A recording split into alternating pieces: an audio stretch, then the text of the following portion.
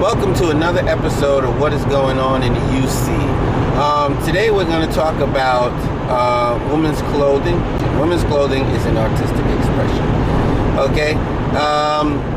But women do not design their own clothes. Designers design those clothes, and there is a spirit in the design. You know, the typical American is completely unaware of the relationship between the spirit that creates artwork and the artwork itself, and the spirit that we get infected with.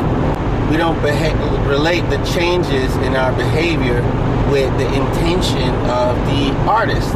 In other words, as consumers, artwork changes us. We're completely unaware of the fact that it changes us, and hence we do not investigate the source of the artwork. We do not investigate the manufacturers, developers, or creators of artwork.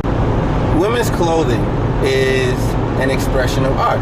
So when a woman wears something, she doesn't realize that she's a billboard for a certain concept or a certain spirit or a certain idea held by the person who designed those clothes. As far as I can see, lots of girls, lots of women are not having give and take with the lustful attitudes that are behind the creation of some certain clothes. For women, they're just trying to blend in with their surroundings. And if other women in their culture or in their neighborhood or in their workplace are dressing a certain way, women find it absolutely irresistible not to blend in. If a girl was sitting in the middle of a meadow, she wants to put the flowers in the meadow in her hair. She wants to blend in. If a girl was sitting, hanging out with a bunch of bikers, she wants to start wearing leather. She can't help it. Actually, men and women are kind of built the same way. We want to blend in, but it seems that women are even more so desirous of creating that harmony and blending in and dressing themselves up in parts of the environment so that they blend in. I don't even, it's almost like they've got a blend bone somewhere in their body. For whatever reason, they become agents of the original artist who designed the artwork. You know, unwitting agents. And so, you know, as unwitting agents, they have no idea what they're promoting. So here, next thing I'm gonna tell you is pretty diabolical. Let's say I want to get a girl to show me parts of her body because I want to see them. Then what I'll do is I'll call myself a fashion designer. I will have people flock around me as if I'm a trendy individual in the fashion world, and I will create some kind of a piece of clothing. By the time the third or fourth generation of that line of clothes, the revealing part will be more and more and more. And so, you know, like the frog in the pot, what happens is I am now getting all the women who consume my product and all the other fashion designers who are competing with me to adopt the style of clothing that reveals this body part. And here's also who actually kind of kicks in and helps me. Since other men have the same mind as me, they fall in line and start giving these women attention. So what happens is the women just start out innocently wanting to fit in with the culture.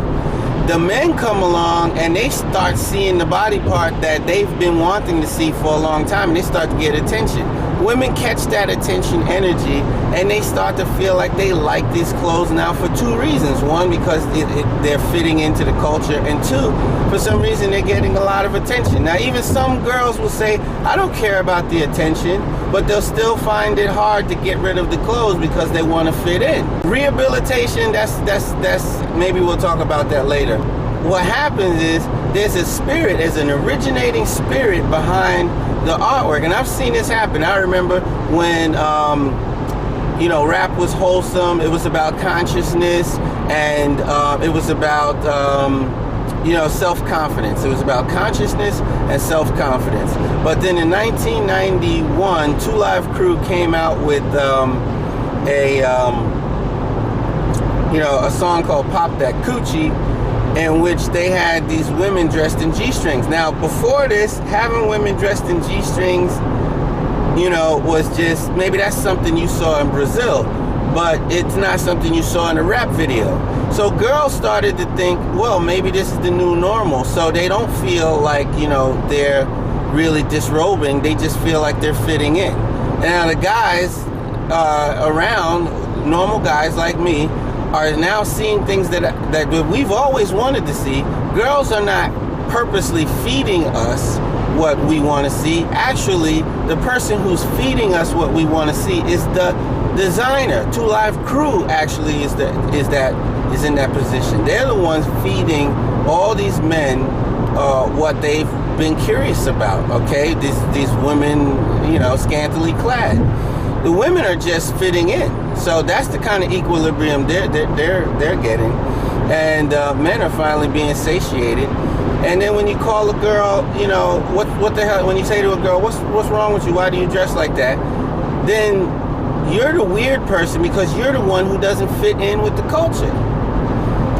All right, so that's all I want to say about that. Okay. Talk to you later. Bye.